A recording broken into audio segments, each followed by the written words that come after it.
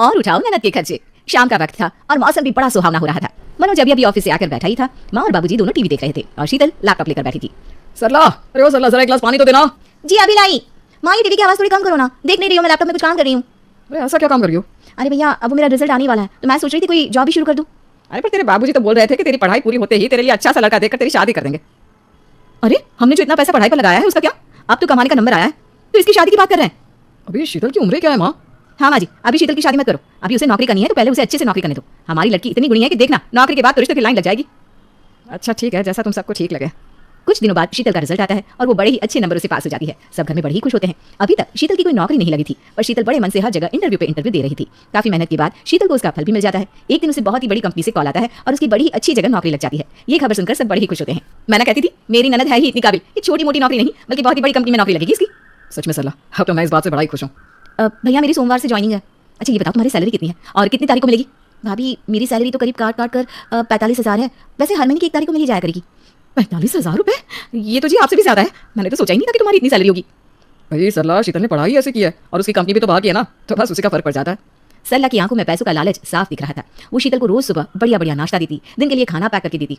उसे तो बस महीने की उस तारीख का इंतजार था जब शीतल अपनी सैलरी लेकर आने वाली थी। आखिरकार वो दिन भी आई गया और सरला यहाँ से वहाँ घर के चक्कर काट रही थी। अरे कहाँ रह गई ये महारानी, आज तो सैलरी मिलनी है, मुझसे तो और इंतजार ही नहीं हो रहा। हाय भाभी, आज तो बड़ी गर्मी है, मैं तो मर गई। अरे मैं अभी तुम्हारे लिए ठंडा लेकर आती हूँ।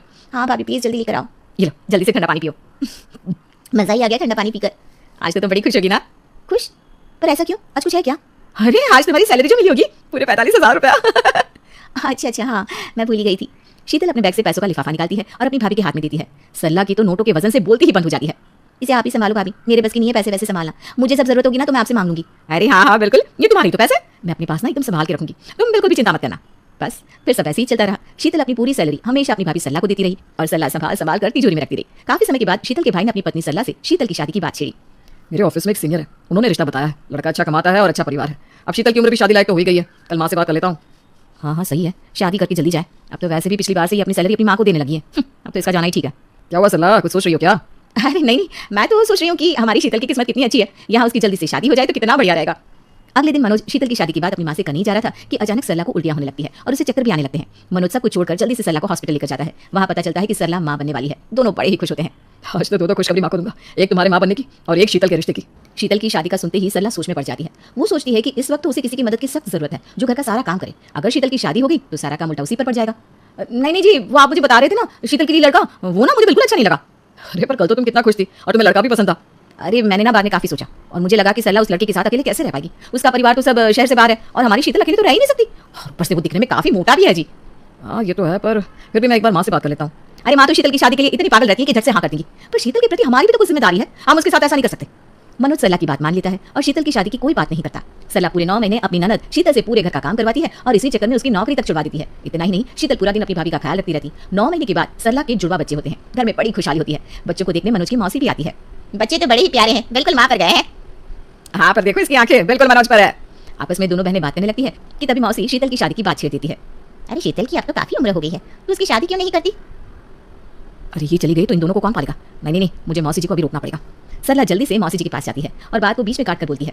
अरे ऐसी भी कोई उम्र नहीं हुई है शीतल की, और वैसे भी वो अपनी उम्र से 5 साल छोटी दिखती है। अरे सरला कैसी बात कर रही है बहू? शादी के लिए देर करोगे तो फिर लड़का अच्छा नहीं मिलेगा। अभी तो मेरी नजर में 2-4 लड़के हैं। अरे मौसी जी, अभी तो शीतल पहली बार बुआ बनी है। अगर शीतल शादी करके चली गई तो मेरे बच्चों को तो बुआ का प्यार मिलेगा ही नहीं ना। अच्छा ठीक है। अरे बहन थोड़े दिन और रुक जाते ना, उसके बाद मैं तुझे खुद बता दूंगी।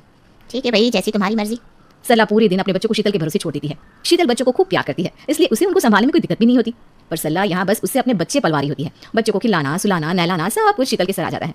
धीरे धीरे बच्चे बड़े भी हो जाते हैं और अब तो स्कूल जाने का वक्त आ जाता है। अब तो मेरे बच्चे पल गए, अब मुझे इस शीतल से क्या ही काम पड़ेगा। मैं आज इनको बोलती हूँ अपनी बहन की शादी करवाओ। शाम को सरला मनोज से शीतल की शादी की बात करती है। अरे तुम तो शीतल को घर से भेजने को तैयार ही नहीं होती थी और आज तुम खुद उसकी शादी की बात कर रही हो। नहीं जी ऐसी बात नहीं है, पर क्या करूँ, वो मुझे ना अपनी छोटी बहन जैसी लगती है। उसे भेजने के नाम से दिल दुखता है, पर मैं इतनी मतलब कैसे हो सकती हूँ? अपने प्यार के चक्कर में उसकी ना सोचूं। उसका भी तो शादी करने का मन करता होगा ना। अब मैं अपने मन को समझा लूंगी, आप बस ना शीतल के लिए रिश्ता देखो। ठीक है, मैं कल ही मौसी को फोन करता हूँ, उनकी नजर में कोई ना कोई रिश्ता जरूर होगा। मनोज अगले दिन अपनी मौसी को फोन करता है और उनसे शीतल के रिश्ते की बात करता है। आ गई याद कि घर में एक बिन ब्याही बहन भी बैठी है। अरे मौसी ऐसी बात नहीं है, आप बस उसके लिए कोई बढ़िया रिश्ता बताओ ना। जब 6 साल पहले तेरे बच्चों के जन्म के वक्त में आई थी तब शीतल की उम्र 31 साल की थी। अब वो 37 साल की हो चुकी है। इतनी उम्र की लड़की से कौन ही शादी करेगा? मैंने तब बहुत समझाया था पर किसी को मेरी बात समझ में ना आई। मौसी जी आप ऐसा मत बोलो, देखिए ना कोई तो रिश्ता होगा। देख मेरी नज़र में तो इसकी उम्र का कोई लड़का नहीं है, तो अपने फूफा को फ़ोन कर, शायद वही कोई लड़का बता दे। मनोज अपने फूफा जी को फ़ोन करता है, पर वो भी यही जवाब देते हैं। अब मनोज हर जगह शीतल के लिए लड़का ढूंढने लगता है, पर शीतल की उम्र इतनी ज़्यादा हो चुकी थी कि उसे कोई लड़का नहीं मिलता। सरला रोज रात को मनोज से यही पूछती कि कहीं कोई बात बनी क्या, पर मनोज का जवाब हमेशा ना ही रहता है। मनोज शीतल के लिए लड़का ढूंढ रहा होता है और अचानक एक दिन उसकी माँ का देहांत हो जाता है। हे भगवान, ये सब क्या हो रहा है? अगर शीतल की शादी नहीं हुई तो ये जिंदगी भर यही पड़ी रहेगी। सरला भी अपने मायके और आस पड़ोस में बात करके शीतल के लिए लड़का देखती है, पर दूर दूर तक कोई लड़का नहीं मिलता। थक हार कर शीतल एक दिन बोल ही देती है, प्लीज़ आप लोग रोज़ रोज़ मेरी शादी की बात मत किया करो, मैं थक चुकी हूँ इन सबसे। अब मेरी उम्र इतनी हो चुकी है, मैं शादी नहीं करना चाहती। सच में मेरा मन ही नहीं है शादी करने का। अरे तुम ऐसे कैसे बोल सकती हो? शादी तो जरूरी है, वो तो करनी पड़ेगी। ज़रूरी तो होती है भाभी, पर हर चीज़ सही उम्र में अच्छी लगती है। अब मेरी उम्र शादी की नहीं रही, जब उम्र थी तब किसी ने मेरा सोचा ही नहीं, तो इसमें मेरी क्या गलती। हे भगवान, ये तो हम पर ही इल्जाम लगा रही है। एक तो हमने तुम्हारे बारे में सोचा कि तुम नौकरी कर रही हो, तो अभी थोड़ा रुक जाते हैं। क्या भाभी, आप ही किसको बेवकूफ़ बना रही हो? पहले मुझे कभी ये बात समझ में नहीं आई, पर जैसे ही आपके बच्चों ने स्कूल जाना शुरू किया और आप मेरी शादी के पीछे पड़ गई ना, तो मैं सब समझ गई। क्या क्या समझ गई तुम? हाँ बोलो। यही कि आपने अपने मतलब के लिए मेरा नहीं सोचा और बस मेरी शादी डीले करवा दी गई। पहले आपको ये था कि मैं कमा रही हूँ, फिर ये कि आप प्रेग्नेंट हो तो आपका ध्यान कौन रखेगा, घर का काम कौन करेगा। ये सब हुआ तो फिर आपको ये टेंशन होगी कि आपके दो बच्चे कौन पालेगा। तो तुम कहना क्या चाहती हो कि मेरे बच्चे तुमने पाले हैं? तो किसने पाले हैं? आपने कब उनको नहलाया, उनके कपड़े प्रेस किए, उनको खिलाया, बताइए ना आप।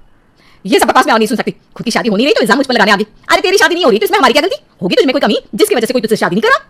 सरला अपनी ननद शीतल को खूब जली कटी सुनाती है, जिसे सुनकर शीतल को बहुत बुरा लगता है। वो अंदर ही अंदर अपनी भाभी को सबक सिखाने का सोच लेती है। भैया मुझे कुछ पैसे चाहिए, मैं अपनी सहेलियों के साथ मार्केट कपड़े लेने जा रही थी। सरला, जो तुमको कल पैसे दिए थे ना, उसमें से शीतल को दे दो। वो पैसे? अरे पर तुम्हारे पास तो पहले ही इतने कपड़े पड़े हैं, फिर और पैसे बर्बाद क्यों करने? अरे भाभी आप भी ना, थोड़े दिन में दिवाली है तो सोचा भीड़ में जाने से अच्छा है अभी जाकर कपड़े ले लूं। चलिए जल्दी से पैसे दीजिए, मुझे लेट हो रहा है। मनोज, ये सब क्या है? तुमने मेरी जेब खर्च के पैसे उसी क्यों दिलवाए? क्योंकि तुमको ही तो शौक था उसकी नौकरी छुड़वाने का, और फिर तुमने ही उसकी शादी नहीं होने दी। अब और उठाओ ननद के खर्चे। रोज रोज ननद के खर्चे उठाकर सरला का खून सूखने लगता है। वो अंदर ही अंदर कुड़ती रहती है, पर अपने पति को कुछ नहीं बोल पाती। एक रात शीतल अपनी दोस्त मीना को घर बुलाती है और ढेर सारा खाना बाहर से ऑर्डर कर देती है। भाभी सिर्फ 1200 रुपये तो देना, बाहर डिलीवरी बॉय को देने। अरे आप किस बात के 1200 रुपए? परसों ही तो 4000 दिए थे। देखो तुम ना ये जानबूझकर कर रही हो और तुम ये अच्छा नहीं कर रही हो, समझी? मैं तुम्हें छोड़ूंगी नहीं। अरे भाभी अब मेरी जिम्मेदारी तो आपकी है ना, वक्त रहते आप मेरी शादी होने देते तो मेरे पति मेरे खर्चे उठाते, है कि नहीं। शीतल अपनी सहेली के साथ बैठकर खाना खाती है और सरला कमरे में बैठी अपने दोनों बच्चों पर गुस्सा निकाल रही थी। तभी मनोज ऑफिस से आता है और सरला को ऐसे बच्चों को डांटते हुए देख लेता है। ये तुम क्या कर रही हो सरला? बच्चों को ऐसे क्यों डांट रही हो? तो क्या करूं फिर? बताओ ना क्या करूं? पता है जो पैसे तुम मुझे देते हो उसमें से कुछ नहीं बच पाता, सारे पैसे इन दोनों पर और तुम्हारी बहन पर खर्च हो जाते हैं। अरे मुझे भी तो जरूरत होती है, क्या करूं बताओ? अरे तुम अपनी बहन की शादी क्यों नहीं करवाते? तुम फिर से वही बात लेकर बैठ गई। तुम्हें पता तो है कि उसके लिए कोई लड़का मिल ही नहीं रहा, और अब तो वो खुद ही शादी करना नहीं चाहती।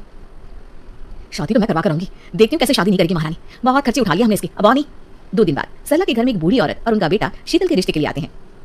मैंने पहले ही बोला था अब मैं शादी नहीं करूंगी, तो क्यों बुलाया किसी को? देखो अब वो लोग बाहर कमरे में बैठे हैं, उनकी बेइज्जती करोगे ना तो तुम्हारी बहन का नाम खराब होगा। वो तो सब कुछ आकर बोल देंगे लड़की बदतमीज है इसलिए अभी तक इसकी शादी नहीं हुई। मनोज शीतल को बड़ा समझाता है और वो अपने भाई की खातिर बाहर जाकर बैठ जाती है। आपका नाम क्या है? वरुण। वो लड़का हकला रहा था। शीतल और मनोज दोनों गुस्से से सरला को देखते हैं। लड़का और उसकी माँ शीतल के लिए हाँ कर देते हैं। उनके जाने के बाद मनोज और शीतल दोनों सरला से कहते हैं, वो लड़का हकला है, मैं उससे शादी करूंगी। सरला, वो हमारी शीतल के बिल्कुल लायक नहीं है। अरे तो शीतल की उम्र भी तो देखो। सरला, तुम ऐसे बोल भी कैसे सकती हो? आज शीतल की जो उम्र है ना वो तुम्हारे बार बार रोकने की वजह से हुई है। आज तुम इतनी जल्दी कर रही हो कि बस किसी से भी शादी करवाने को तैयार होगी। सरला गुस्से में वहां से चली जाती है। शीतल के मन को बड़ा सुकून मिलता है कि कम से कम उसका भाई तो उसके साथ है। मनोज भी सरला के पीछे पीछे जाता है। आपस में दोनों में बहस होने लगती है। शीतल थोड़ी देर बाद जब अपने भाई भाभी के कमरे के पास से गुजरती है तो अभी भी सरला और मनोज कुछ बात कर रहे थे। ये सब तुम्हारी गलती है सरला, तुमने अपने लालच में शीतल की शादी नहीं होने दी और आज तुम्हारी वजह से वो जिंदगी भर मेरे सर पर बैठी रहेगी। अरे अगर आप ये बात समझते हैं तो बाहर चिल्ला क्यों रहे थे? क्यों शीतल की शादी उस हकले से होने नहीं दी? अगर मैं नहीं मना करता तो वो खुद कर देती और बुराई आती मुझ पर। हम ये काम चालाकी और सूझबूझ से करेंगे।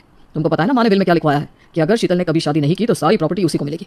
अब इस लाखों की प्रॉपर्टी के लिए हमें उसके खर्चे तो उठाने ही पड़ेंगे जब तक उसकी शादी नहीं करवा देते। हे भगवान, मेरा भाई भी ऐसा ही निकला। इन्होंने अपने लालच में मेरी जिंदगी बर्बाद कर दी। शीतल को बड़ा दुख होता है और वो एक चिट्ठी छोड़कर हमेशा के लिए वहां से चली जाती है। वो एक किराए के घर में रहने लगती है और वापस जॉब ज्वाइन कर लेती है। कुछ समय बाद ऑफिस में एक सीनियर आदमी शीतल का अच्छा दोस्त बन जाता है। जब उसे शीतल के जीवन के बारे में पता चलता है तो वो भी उसे अपने बारे में बताता है कि उसका भी दुनिया में कोई नहीं है और उसकी बीवी सालों पहले गुजर गई। कुछ समय बाद शीतल उस आदमी से शादी कर लेती है और खुशी खुशी उसके साथ अपना संसार बसाती है।